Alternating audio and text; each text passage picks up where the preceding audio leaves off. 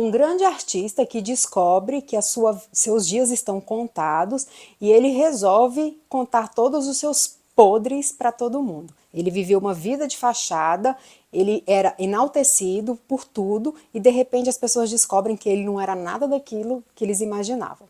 Essa é a premissa do filme O Canadá. Vamos lá?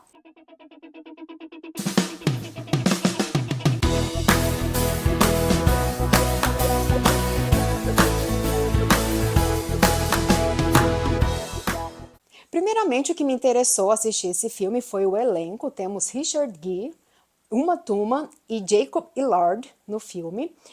E pela premissa, porque conta uma história baseada em fatos reais.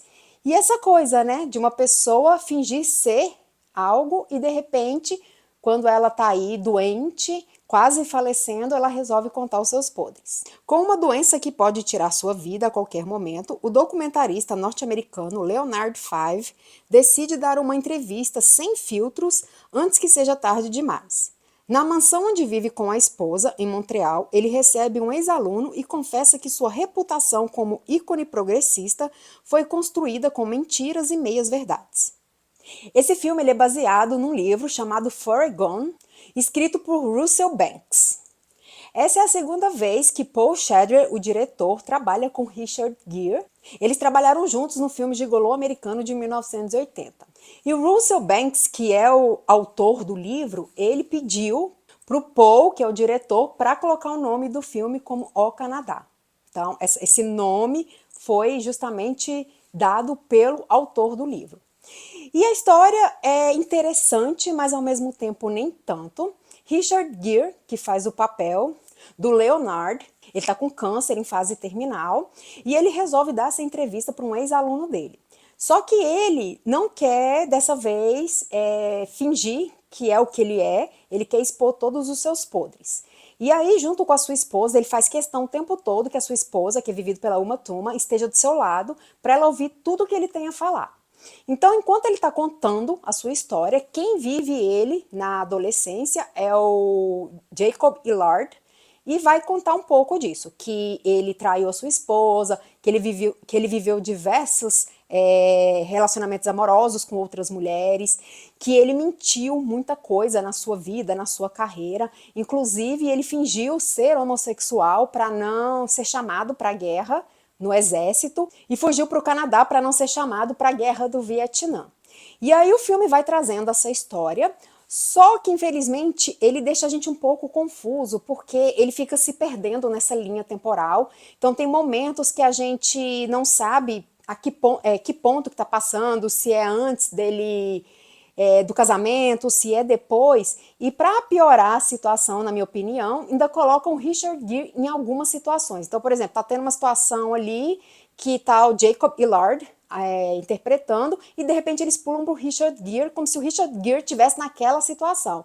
Então fica um pouco confuso, a gente fica perdido às vezes com a situação, por conta dessa linha temporal e por conta do que ele está contando. Então a gente acaba confundindo muito a história, mas ela não deixa de ter uma premissa bastante interessante, né? Deixa a gente ver isso de um cara que mentiu o tempo todo, ele era aí adorado por todos e de repente todo mundo tá vendo o seu podre.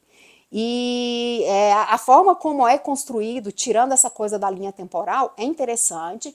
E falar o que desse elenco maravilhoso, né? Richard Gere aí fazendo o papel do Leonardo já em fase terminal, é muito interessante, ele consegue trazer muito bem esse papel, essas características do personagem que está ali numa cadeira de rodas, que está acamado, que está bem mal, e ao mesmo tempo com muita vergonha do que ele é fisicamente, como ele está fisicamente e o que ele foi, e ter que contar isso para todo mundo.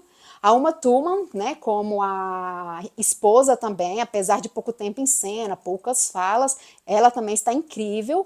E o Jacob Elord, que eu acho que ele aparece mais aqui no filme, porque ele tá aí dentro da história, então ele vai contar, ele é o papel do Richard Gere quando mais novo, e eu acho que ele consegue sim trazer bem esse papel dessa questão de um cara, não vou dizer picareta, né, mas é um cara sacana, que, por exemplo, ele era casado e a mulher dele estava grávida do seu segundo filho, e ela acabou perdendo a criança. E ele não voltou para casa para ficar com ela, pelo contrário, ele fugiu. E aí o filme mostra momentos que o filho dele vai atrás dele, já quando mais velho, buscar, né, o seu pai, falar, ó, sou seu filho e tal. E inclusive a esposa dele já era Uma Thurman, e ela não sabia que ele tinha um filho. E ele negou o tempo todo: você não é meu filho, eu não te conheço. E então, assim, foi surpresa, né, para a atual esposa. Então, assim, ele viveu uma mentira muito grande, né? Que, igual eu falei, ele fugiu para o Canadá para não ir para a guerra do Vietnã, fingiu ser homossexual para ser liberado. Essa questão das traições na esposa, né, a esposa grávida e ele traindo a sua esposa, inclusive com a mulher do amigo. Então, assim, ele foi muito sacana, muito sem vergonha. E, né, trazer esses podres à tona não deve ser fácil.